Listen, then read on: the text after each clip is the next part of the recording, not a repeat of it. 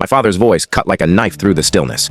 "You're no longer part of this family," he said, his words icy after I stumbled across their Easter post on social media, a gathering I wasn't invited to. "Don't expect another dime from me," I fired back, my fingers swiftly halting their utility payments, canceling every automated transfer, and arranging for the car I'd bought to be repossessed. "Just so you know," I added, my tone calm but resolute. "Later," my dad called, his voice hollow, devoid of feeling. "We're skipping Easter this year. Bad weather, everyone's staying home." No pause, no warmth, no apologies, no plans to reschedule, he said, as if it was no big deal, then hung up. I stood in my kitchen staring at my phone, waiting for a mistake or an explanation that never came. There was no error. They hadn't canceled Easter. They'd just left me out. I'd been pushed aside before, but this wound cut deeper, like they'd stopped pretending I belonged. I tried to brush it off, ordering takeout, and scrolling through streaming apps to dull the ache. Then my phone buzzed. An Instagram alert. My sister had posted a photo. I clicked without thinking, and there it was, the whole family around a table piled with roasted ham, fluffy mashed potatoes, deviled eggs, warm rolls, and Mom's signature lemon tart.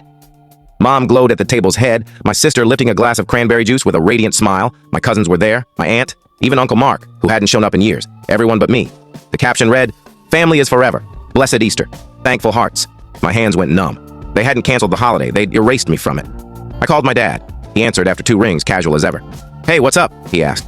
"You said Easter was off?" I said, my voice steady but low. "Yeah, the weather," he replied slowly. "That's strange," I said, "because the sun's out, and I just saw your Easter spread on Instagram. Everyone's there except me." Silence. Then, "Let's not make a big deal out of this," he said. "You lied," I replied. "It wasn't a lie," he countered, pausing before adding, "You've been distant." It didn't feel right including you this year. Honestly, it's easier this way. "Easier for who?" I asked. "For everyone," he said. "You've been acting more like a stranger than family lately." That line stung, sharper than he likely realized. As he rambled on with excuses, I opened an app on my phone, one he'd forgotten I controlled, tied to the car in his name, the one I'd paid for, insurance and all. With 3 taps, I listed it for sale. Confirm, done. 2 hours later, a tow truck pulled up to his house. He called when the driver knocked, but I just smiled. This was only the beginning. It wasn't just about Easter. This had been simmering for years, small slights stacking up until they overflowed. Let me backtrack.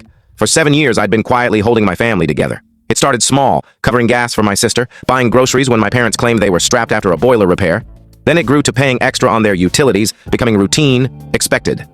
I never pushed back, even as they dismissed me as just some tech guy who'd never make much of himself. They never asked about my life, never showed gratitude, but if a payment was late by a day, the guilt trips began. "We're your family. Your sister's struggling. You don't have a spouse or kids, you can afford it." I stayed quiet, thinking that's what family duty meant. My dad wasn't always like this. When I was younger, he was strict but fair.